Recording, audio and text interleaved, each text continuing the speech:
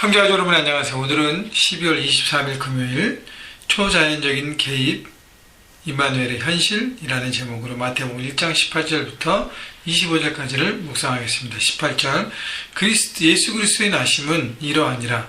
그의 어머니 마리아가 요셉과 약혼하고 동거하기 전에 성령으로 잉태된 것이 나타났더니. 자, 예수 그리스도의 이 땅에 오심은 사람과 사람, 요셉과 마리아의 만남으로 인해서 태어난 것이 아니라 성령으로 잉태됐다는 것을 성경은 분명히 얘기하고 있습니다.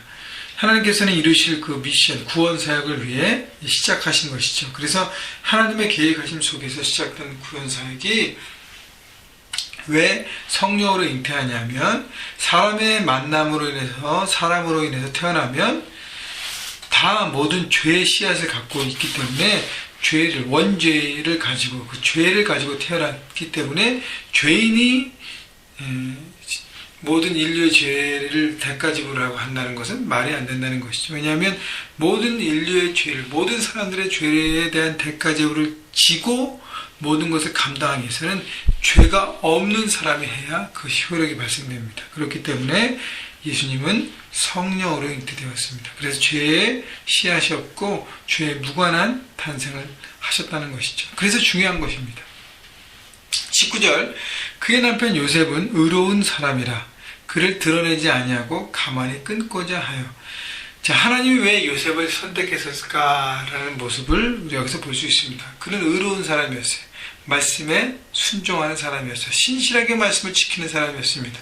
그런데 자신의 머리를 이해되지 않는 것, 그렇기 때문에 잉태된 임신한 정혼한 여인을 바라보고 이게 이러다가 사생아를 태어나게 될 수밖에 없는 상황이구나 하고 본인이 감당할 수 없기 때문에 드러내지 아니하고 가만히 끊고자 했다고 하고 있습니다.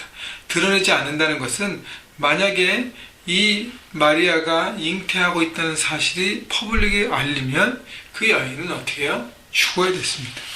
그리고 많은 사람들에게 지탄을 받고 공동체로부터 끊어집니다. 그렇기 때문에 그 마리아에 대한 생각과 배려를 하려고 조용히 이 일을 정리하자고 생각했어요. 마리아도 살리고 자신도 새로운 길을 가고 모든 문제를 해결하기 위해서 조용하게 이 일을 해결하려고 생각했습니다. 20절 보세요. 이 일을 생각할 때에 주의 사자가 현몽하여 이르되 다윗의 자손 요셉아 내 아내 마리아 데려오기를 무서워하지 말라. 그에게 잉태된 자는 성령으로 된 것이라. 이 일을 생각할 때 요셉이 조용하게 일을 끊고 마리아에도 분명한 이유가 있겠지 생각하고, 그렇지만 잘못이니까 문제를 해결하려고 생각하고 있었어요.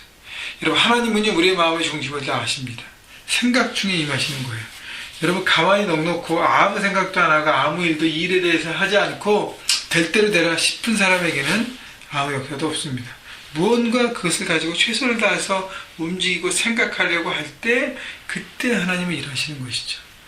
여러분, 요셉이 마리아를 정말 배려하지 않고 사랑하지 않았다면 이 일을 퍼블릭에 알리고 마리아를 이렇게 심판을 받게 했을 것입니다. 그러나 요셉의 마음 가운데서는 분명한 이유가 있겠지 생각하고 뭔가 이해하려고 하고 배려하려고 생각했기 때문에 조용히 이 일을 마무리하려고 했던 것이죠. 그러나 하나님은 이 생각 가운데 역사하셔서 하나님의 사자가 나타납니다. 그리고 요셉에게 내 아내 데려오기를 무서워하지 말라. 이 얘기 뭐냐면 법을 어기는 것이 아니라는 것이죠. 그에게 잉태된 자는 성령이라. 하나님께서 하시는 일이라는 거예요. 너의 인간적인 생각과 상식을 뛰어넘는 하나님의 일인 것을 너가 알라는 것이죠. 그리고 나서 21절 아들을 낳으니 이름을 예수로 하라. 이는 그가 자기 백성을 그들의 죄에서 구원할 자이심이니라 하니라. 자, 하나님께 사자는 예수님, 그가 태어날 아기에 대한 이름을 주시고 그 다음에 그의 사명이 무엇인지도 알려주십니다. 바로 메시아라는 거예요. 죄에서 구원할 구원자라고 얘기하는 것입니다.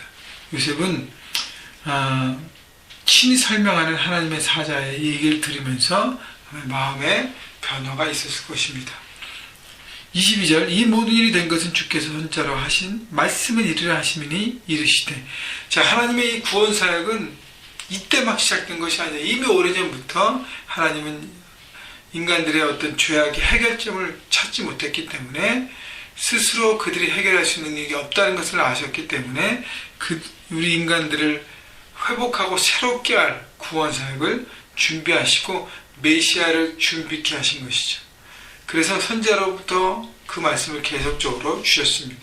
근데 그것이 마침내 이루어진 것입니다. 23절 보라 처녀가 잉태하여 아들을 낳을 것이요 그 이름은 임마누엘이라 하라 하셨으니 이를 번역한즉 하나님 우리와 함께 계시다 함이라.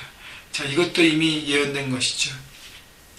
바로 임마누엘, 하나님이 우리와 함께 하심이 우리가 볼 수 있다는 것입니다.